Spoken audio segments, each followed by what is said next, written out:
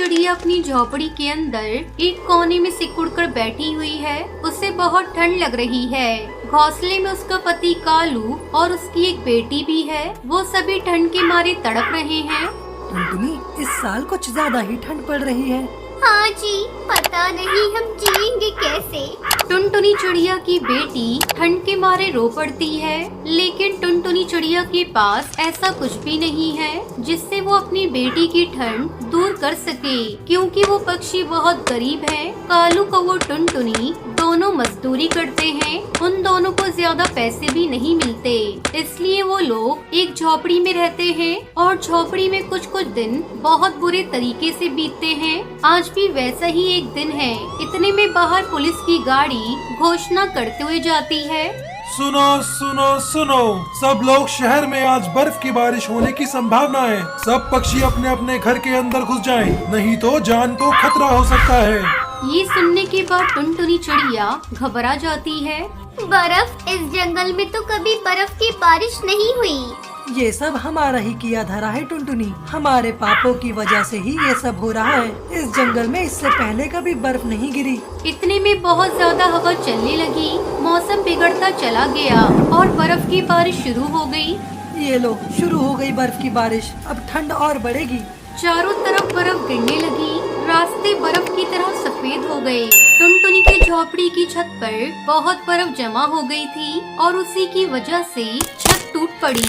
टुनटुनी और कालू कौवे ने किसी तरह खुद को बर्फ में दब जाने से बचा लिया, लेकिन टुनटुनी की छोटी बेटी वहाँ बर्फ के नीचे दब गई। टुनटुनी रोते हुए अपनी बेटी को ढूंढती रही। कालू भी अपनी बेटी को ढूंढता रहा। वो दोनों बर्फ को खोदने लगे, लेकिन तब तक वहाँ बर्फ का ढेर लग गया था, इसलिए वो लोग उस बच्ची को ढूंढ ही नहीं पाए। हाय मेरी बच्ची कहाँ है तुम? मेरी बेटी, अब मैं क्या करूँगी तेरे बिना? उसी वक्त वहाँ से एक पुलिस की गाड़ी गुजर रही थी। टुनटुनी उड़कर उस गाड़ी के सामने चली गई। रुकिए साहब, रुकिए। पुलिस की गाड़ी रुक गई और उसमें से एक पुलिस वाला बाहर निकला। क्या है, हमारा रास्ता क्यों रोक लिया? साहब, मेरी बेटी बर्फ के अंदर दब गई है। हम उसे ढूंढ नहीं पा रहे हैं। दया करके मेरी बेटी को ढूंढ दीजिए। कहाँ रहती है तू? वो उस टूटी झोपड़ी में। अच्छा, तू यहाँ गैर कानूनी तरीके से रहती थी? अब तो हम तेरी मदद नहीं कर सकते। अरे साहब, हम लोग गरीब हैं। कानून की समझ हमें कहाँ है। रहने के लिए थोड़ी जगह मिल जाए वही बहुत है। ज्यादा पटर पटर मत कर कलुए। मैं अभी तुम दोनों को जेल में डाल सकता हूँ। भला चाहती है तो यहाँ से भाग जा, नहीं तो तुम दोनों भी बर्फ में दबकर मारे जाओगे। पुलिस की गाड़ी चली गई।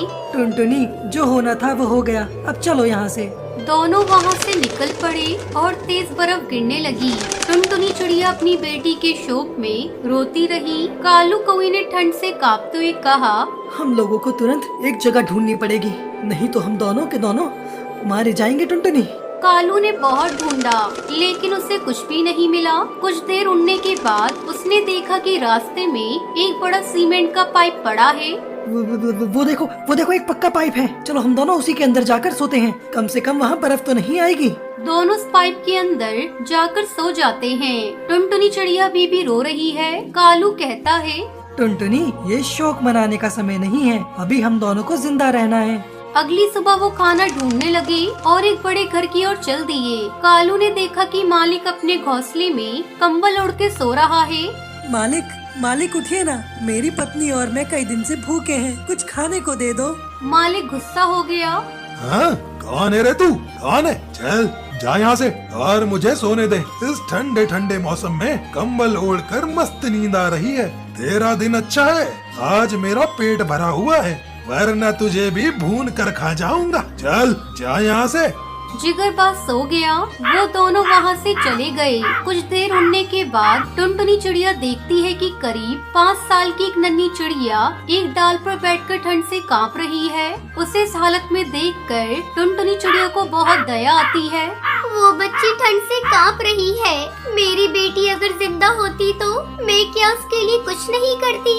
ये बोलकर टुनटुनी चिड़िया उसके पास गई। तुम कौन हो और यहाँ अकेली क्या कर रही हो? मेरा नाम बुलबुल है। इस दुनिया में मेरा कोई नहीं है। मैं फुटपाथ पे रहती थी। अब पता नहीं मैं क्या करूं। क्या आप मुझे अपने साथ ले चलेंगी माँ?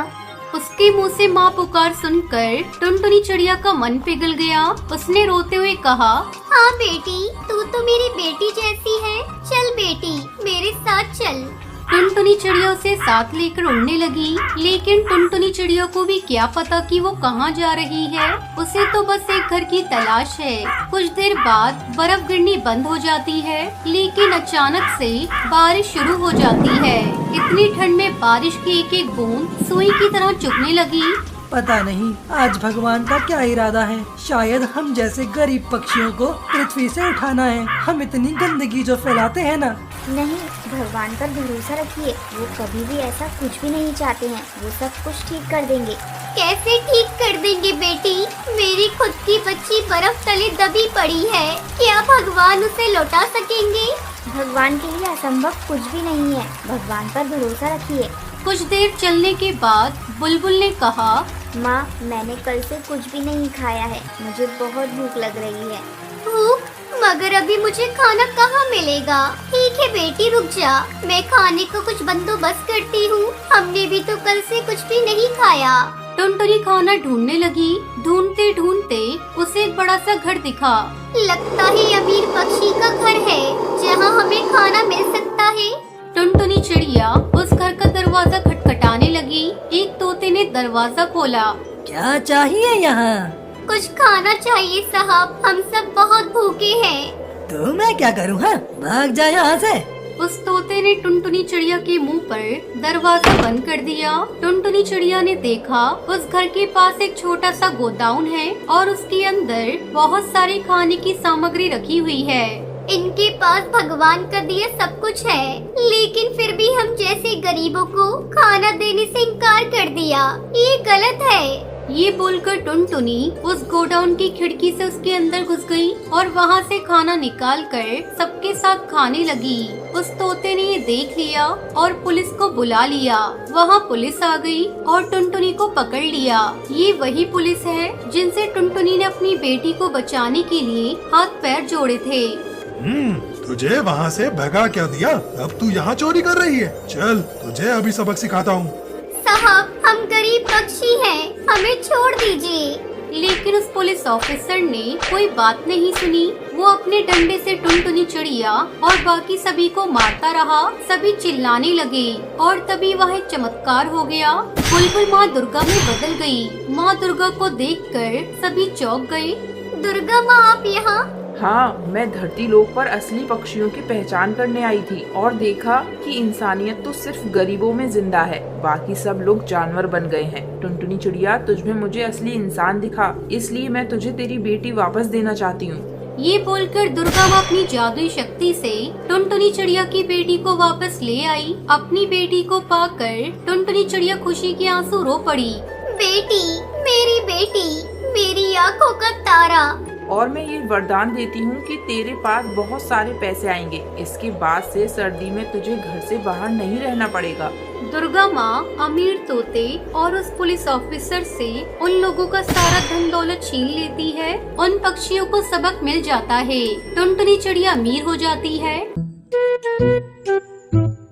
ये कहानी ढोलकपुर जंगल की है, जहाँ पर एक टूनी और कड़कनाथ नाम का जोड़ा रहा करता था। कड़कनाथ कौवे की अच्छी नौकरी थी और वो अच्छे रुपए कमाता था, इसलिए उसने एक बिजनेस भी शुरू कर लिया था। धीरे धीरे समय बीतता गया और उनका बेटा कालू कौवा जवान हो गया। देखो बेटा कालू, अब तुम बड़े हो गए हो। अब तुम्हें कोई अच्छी सी नौकरी करनी चाहिए ताकि हम भी तुम्हारी शादी करके अपने कर्तव्य से मुक्त हो सकें। क्या पापा, आप हर समय मेरे पीछे पड़े रहते हैं और हमारे घर में इतना पैसा है, आपकी इतनी अच्छी नौकरी है और हमारा बिजनेस भी तो कितना अच्छा चल रहा है, तो फिर मुझे नौकरी करने की क्या जरूरत है? अरे बेटा, तुम ऐसा क्यों सोचते हो? हमारा बिजनेस तो अच्छा चल ही रहा है, लेकिन मेरी नौकरी हमेशा तो नहीं रहेगी ना। एक दिन तो मुझे नौकरी से रिटायरमेंट लेकर घर में बैठना ही पड़ेगा। तब ये घर कैसे चलेगा भाई? उसके लिए तो तुम्हें एक अच्छी सी नौकरी जरूर करनी चाहिए। अपने पापा कौवे की बातों को कालू ज्यादा गंभीरता से नहीं सुनता है और उनको टाल देता है। जाने दीजिए ना, अगर हमारे बेटे की नौकरी करने में रुचि नहीं है तो आप क्यों उसे बार बार कहते हैं? आप अपना बिजनेस का काम उसे क्यों नहीं सिखा देते? एक बार वो व्यापार के गुण सीख जाएगा तो फिर हम उसकी शादी करके एक अच्छी सी बहू घर ले आएंगे।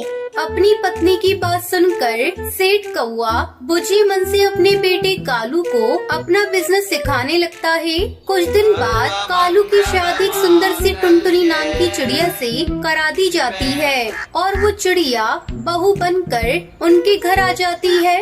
माताजी, पिताजी, आप दोनों मेरे लिए सास ससुर नहीं, मेरे माता पिता के समान हैं। मैं आप दोनों की हमेशा अपने माता पिता के सम्मान ही देखभाल करूंगी। बहू टुनटुनी के मुंह से ऐसी बातें सुनकर दोनों पति पत्नी बेहद खुश हो जाते हैं और अपनी किस्मत पर बहुत घमंड करने लगते हैं। शुरू में तो सब कुछ बहुत अच्छा रहता है।